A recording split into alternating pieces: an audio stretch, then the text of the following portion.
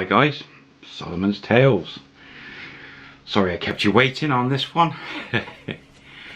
So we left it. Solimon was in the jazz bar, two girls, A and B, talking about retiring for the evening. Now these are freelancer girls. Solomon's in a strange town, city, Hat Yai, south of Thailand. The girls assume from what the barman's told them, the hour or so they've been chatting to Solimon, they actually think he's a bit of a greenhorn. He's not streetwise, he's new to the scene of entertainment areas, and just think he might be an easy target. Solomon's a little bit drunk, merry, not too bad. Anyway, the A had said 500 baht each for company for the evening and a bit of a tour guide the next day and get him down to the border. So Solomon's assuming that's like a 24-hour service and is paying 500 baht each for their knowledge and help to get to the border for a visa run. So he thinks,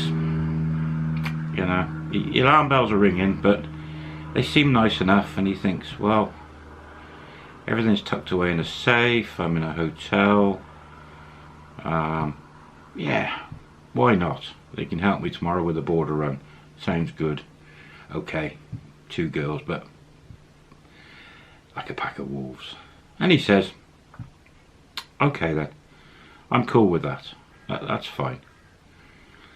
So gets the bill, pays the barman, and the barman smiles at him, and he's like, okay. Solimon doesn't say anything. Then he grabs the girls, off they go up the steps, which is like in a basement below that department store. Physically just around the corner, turn left, 150 metres, the hotel's on the right by the shopping centre. As they turn the corner, Solimon sees loads of girls 100 metres up the road outside the nightclub door. As he gets closer, as they're walking along and they're getting closer, he starts to realise, hang on a minute, those are ladyboys. There's a lot of ladyboys, and they're all outside the nightclub. And he says to this A, the smaller girl, nightclub? And she's, disco? And she's like, yeah. Why all these ladyboys outside, girls? 100 baht to go in, or if take customer in, get him free. And those all ladyboys, inside maybe some girls. These ladyboys, trouble for us. And by saying this, Solomon's thinking, well, okay, so these are nice girls. These ladyboys cause them trouble. And as he got closer, even closer, some of the ladyboys stunning, but a lot of them were really ugly. In fact, one looked like the guy that sold him some food in McDonald's earlier, and just looked like dressed up in drag with lipstick all over the face. Ugly, some of them. Anyway, they had to walk through these ladyboys to get to the hotel, which was next to the club. And they're all jeering and making comments to Solimon that he's got two girls on his arms and all sorts of remarks, and they even put their arms out to poke him and stuff. So he's like, fights his way through with the girls, and oh dear. Anyway, gets through them, and there literally was 50, maybe 50 outside, maybe more, loads of them. So get through them, up the couple of steps into the entrance of into the lobby of the hotel, and there's a security guard on, or just a guy, different, hadn't seen this person before.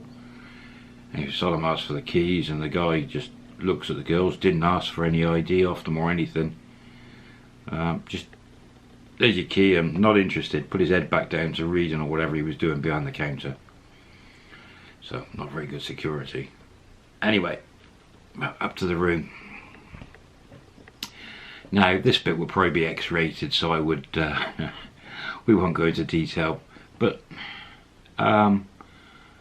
with two girls, it was slightly different because each girl took turn to be an aerobics teacher, Zumba teacher, whilst the other one would go in the bathroom, shower, I don't know, whatever.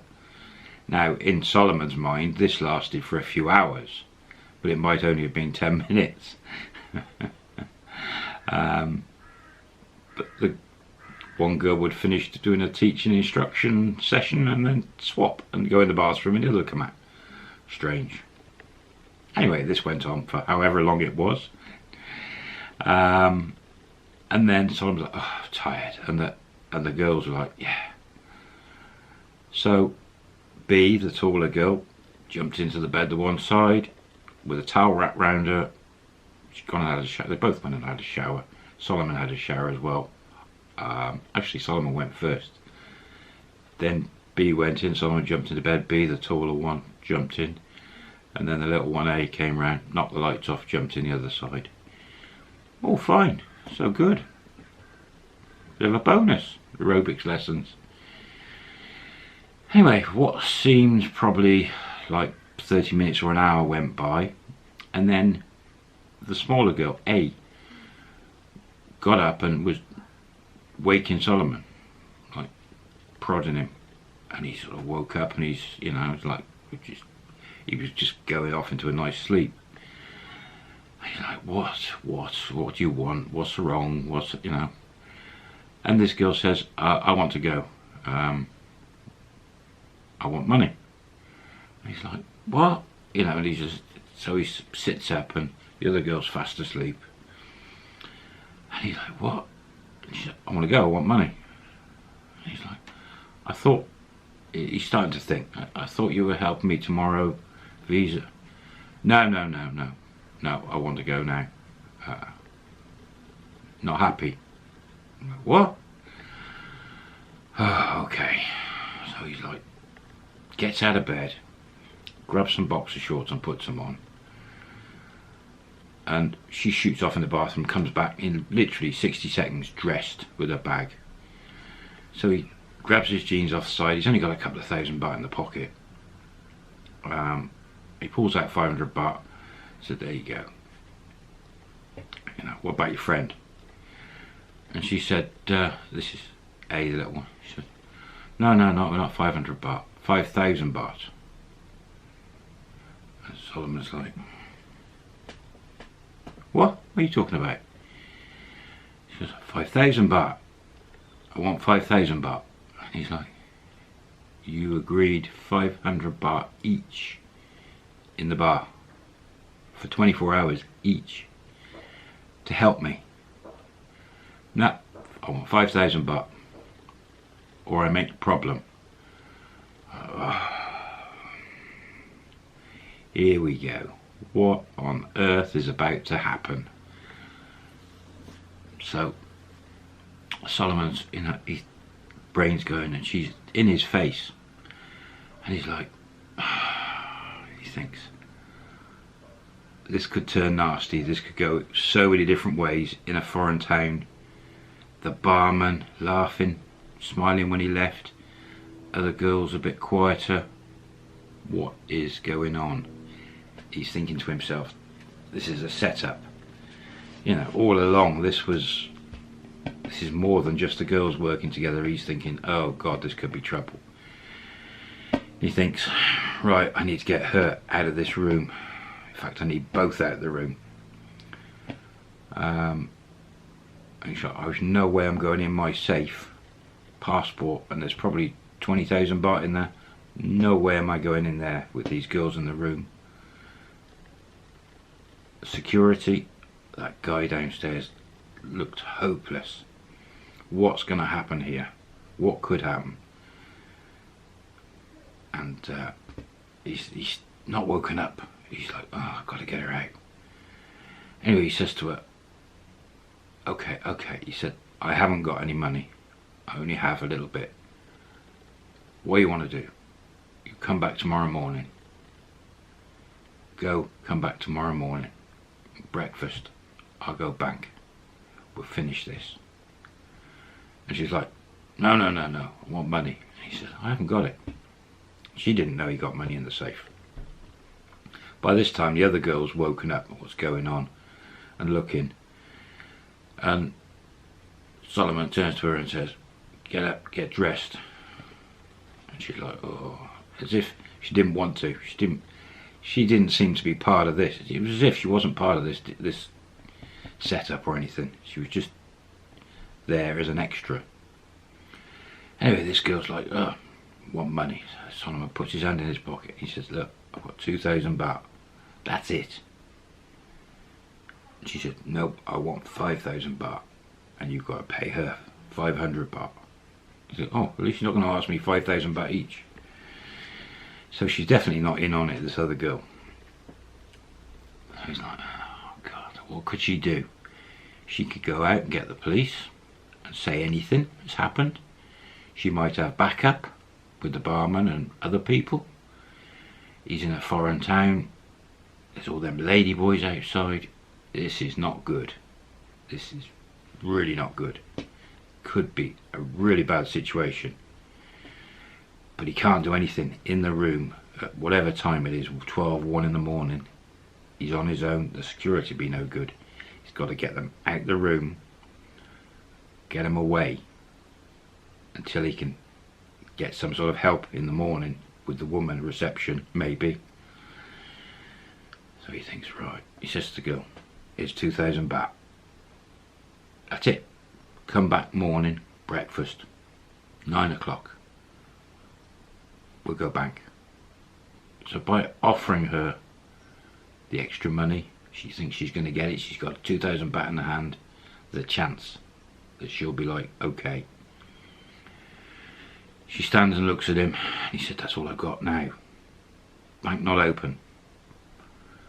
I have to go inside bank. Not have money. And she's like, she's just, you can see her, the cogs are going around. And she looks at him. She goes, okay, I come back 9 o'clock morning. I wait downstairs for you. She grabs the other girl's arm and they're out the door.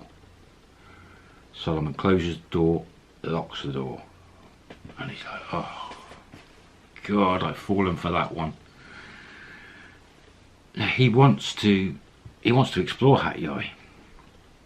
He wanted to go on into Malaysia. He doesn't want trouble in a town. He doesn't want trouble in Thailand. He does not want police involvement. This girl could shout anything and say he'd done anything. She's local. She might have contacts. All sorts of things could go wrong here. Could end up really bad. So it's going to cost him. Big mistake. You know, again, it's freelancers in a town he doesn't know. There's nothing he can do. Ring that security guard, be a waste of time. He just knows that guy's like hopeless. He's going to have to sort it in the morning. He's like, okay, whatever. So he thinks, right, and he's still a little bit drunk. He just gets back into bed. Sleep. He goes to sleep. Don't know how he slept, but he slept. About 7 in the morning he wakes up early. Don't know why, but he wakes up early. Gets up, showers, thinks, right, I'm going to check out of this hotel. But I'm going to have to sort these girls because I don't want a problem. I'm going to have to check out of this hotel. I've got to go to the border. He's not sure what he's going to do after the border. And he thinks, right, I'm going to go down and get some breakfast. I'll take my bag with me. I'll put 3,000 baht in the 3,500 baht in his pocket. So the 500 baht for the one girl, another 3,000 for that girl to get rid of them, in case they're just there. Anyway, chucked his bag, comes down. It's about 7:30. The woman's in. She's on reception. The girls aren't there. Goes up to the woman and says, I had a problem last night, and tells her the story. And this woman says, it happens. He speaks quite good English. It was lucky for him. She said, you go more problem, you pay them better and get rid of them. And he's like, okay. He says, I want to check out. So she says, okay, gives her the key. He said, the girls are coming here 9 o'clock, maybe earlier, but I need to sort. And she said, yeah, I would easier to sort, then there's no problem. He's like, okay. He says, I'm going to go next door, McDonald's, get breakfast. I'll come back. Hopefully girls come. And I need to get to the border. And the woman explains to him then, look, taxi down, and they'll do whatever you want, wait to bring you back or go wherever. There's loads outside, they're all the same price. It was about, well, it was about 800 baht down to the border. And then you got waiting and stuff if on top of that. So I think it's right. Anyway, comes out the door, left, no, turns right, into McDonald's, it's open. Sits down in the window so he can see the front entrance of the hotel. Gets a horrible breakfast from McDonald's. Orders it. And we're out of time again. Blimey, it really goes fast, doesn't it? Are the girls going to turn up? Of course they are. What's he going to do next? Anyway, maybe I'll put 2 episodes up this week for you. Catch you on the next one.